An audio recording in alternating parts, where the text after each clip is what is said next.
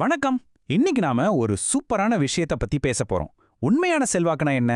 நம்ம சொல்ல வர்ற ஒரு விஷயத்த மத்தவங்களுக்கு புரிய வைக்கிறது எப்படின்னு என்னைக்காவது யோசிச்சிருக்கீங்களா? வாங்க, இதுக்கெல்லாம் பதில் சொல்ற ஒரு அருமையான கதைய இன்னைக்கு பார்க்கலாம். சரி, நாம கதைக்குள்ள போறதுக்கு முன்னாடி ஒரு சின்ன கேள்வி. நீங்க ஒரு முக்கியமான விஷயத்த மத்தவங்க கிட்ட சொல்லணும்னு நினைக்கிறீங்கன்னு வச்சுக்கோங்களேன். அவங்க அதை காது கொடுத்து கேட்கணும், நல்லா புரிஞ்சுக்கணும். அதுக்கு நீங்க என்ன பண்ணுவீங்க?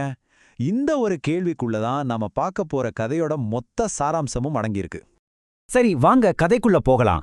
இந்த கதையில வர்றது ரெண்டு ஞானிகள். அவங்க ரெண்டு பேருக்குமே ஒரே ஒரு சவால் கொடுக்கப்படுது. ஆனா அந்த சவாலை அவங்க எப்படி எதிர்கொண்டாங்கன்றதுல தான் ஒரு பெரிய ட்விஸ்டே இருக்கு. கொஞ்சம் கற்பனை பண்ணி பாருங்க. ரெண்டே ரெண்டு ஞானிகள், ரொம்பவே சவாலான ஒரு கிராமம். ஆனா ரெண்டு பேருக்கும் குறிச்சோள் ஒண்ணுதான், அந்த மக்களுக்கு ஞானத்தை போதிக்கணும். பாருங்க, ரெண்டு பேரும் ஒரே இடத்துல ஒரே மாதிரியான கஷ்டங்களோட தான் தங்களோட பயணத்தையே ஆரம்பிக்கிறாங்க. முதல் ஞானி என்ன செஞ்சாருன்னு பாப்போம். அவரோட அணுகுமுறை என்ன, அது கடைசியில என்ன ஆச்சுங்கிறத பார்க்கலாம். அந்த முதல் ஞானி பயங்கர வெயில் அடிக்கிற ஒரு நாள்ல அந்த கிராமத்துக்கு வராரு. அப்போ குடத்துல தண்ணி தூக்கிட்டு போற ரெண்டு பெண்களை பார்த்து குடிக்க தண்ணி கேட்கறாரு. அவங்க முகமெல்லாம் ரொம்ப வாடி போயிருக்கு, இருந்தாலும் தண்ணி கொடுக்குறாங்க. அதுக்கப்புறம் ஊருக்குள்ள போய் வாழ்க்கையோட தத்துவங்கள் நெறிமுறைகள்னு சொல்லி ரொம்ப அருமையா சொற்பொழிவாட்டுறாரு. ஆனா என்ன ஆச்சு தெரியுமா? அவரால் அந்த மக்களோட ஒரு சின்ன கனெக்ட் கூட பண்ண முடியல. கடைசியில ரொம்பவே மனசு உடைஞ்சு அந்த கிராமத்தை விட்டே போயிடுறாரு. சரி, இப்போ ரெண்டாவது ஞானி கதைக்கு வரோம். அவர் என்ன செஞ்சாரு, எப்படி அவரோட முயற்சி ஒரு பெரிய வெற்றியா மாறுச்சுன்னு பார்க்கலாம் வாங்க. இப்போ ரெண்டாவது ஞானியும் அதே கிராமத்துக்கு வராரு. அதே கொளுத்துற வெயில், அதே போல சோர்வான முகத்தோட பெண்கள் தண்ணி தூக்கிட்டு போறாங்க. சுத்தி முத்தி பார்த்தா எந்த மாற்றமும் இல்ல. முதல் ஞானி என்ன பார்த்தாரோ அதே காட்சி தான் இவருக்கும். ஆனா ரிசல்ட், அதுதான் ஆச்சரியம், முற்றிலும் வேற மாதிரி இருந்துச்சு. முதல் ஞானி பேச்ச கேட்காத மக்கள் ரெண்டாவது ஞானியை தேடி வர ஆரம்பிச்சாங்க. சொல்லப்போனா நாளுக்கு நாள் கூட்டம் அதிகமாயிட்டே போச்சு. அப்போ அப்படி என்னதான் பண்ணாரு இந்த ரெண்டாவது ஞானி? அவரோட வெற்றிக்கு என்ன காரணம்? முதல் ஞானி கிட்ட இல்லாத அப்படி என்ன ஒரு ரகசியம் இவர்கிட்ட இருந்துச்சு? வாங்க, இப்போ அதை தான் நாம ஆழமா பார்க்க போறோம். சரி, அந்த வெற்றியோட ரகசியம் என்னன்னு இப்போ உடைச்சு பார்க்கலாம். ரெண்டாவது ஞானியோட அந்த மாஸ்டர் பிளான் என்னவா இருந்துச்சுன்னு தெரிஞ்சுக்கலாமா? இந்த டேபிள பாத்தீங்கனாலே உங்களுக்கு விஷயம் புரிஞ்சிடும். இதுதான் கதையோட முக்கியமான ட்விஸ்ட். ஞானி என்ன பார்த்தாரு? இந்த மக்களுக்கு அறிவு தேவை, ஞானம் தேவைன்னு நினைச்சாரு. ஆனா ரெண்டாவது ஞானி என்ன கவனிச்சாரு? இந்த மக்கள் ரொம்ப சோர்வா இருக்காங்க, தாகமா இருக்காங்கன்னு கவனிச்சாரு. சிம்பிளா சொல்லணும்னா, ஒருத்தர் அறிவு பசிய பார்த்தாரு, இன்னொருத்தர் அவங்களோட தாகத்தை பார்த்தாரு. இதுதாங்க ரெண்டு பேருக்கும் இருந்த அந்த பெரிய வித்தியாசம்.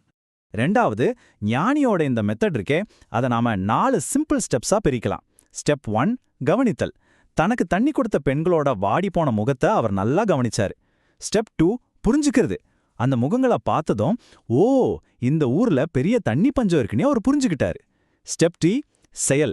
உடனே அந்த ஊர் மக்கள் எல்லாம் ஒன்னு சேர்த்து பக்கத்துல இருந்து ஒரு வாய்க்கால் வெட்டி கிராமத்துக்கு தண்ணி கொண்டு வந்தாரு. கடைசி ஸ்டெப் 4வது, போதித்தல்.